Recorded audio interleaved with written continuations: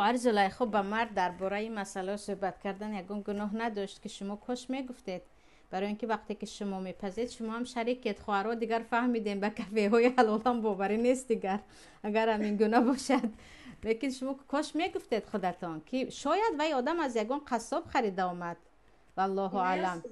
من دیدم همه پیش مغازین ما خرید و جا حلال نبود، اروپای خودش میفروختن. در اینجا مشکلی هست خواهرم، در اینجا من هیچی نمیگم، اگر حلال کنم اتویت نمیتونم، من نمیدونم خودت میدونی. در اینجا خیلی این خیانت است، خیانتی بر الله هست برای همه اون نفرانی که اومده اینجا خوراک میخورند. خیانت به همان حلال نوشته است، پولی که از کلینت گرفتن که چیزی دیگر، اما حرام کردن حلق یک مسلمان برای شما گناهش در اینجا کلام می شود. یعنی کاش در این باره صحبت میکردید که شاید که صحبت شما تاثیرش میکرد. سبحان الله.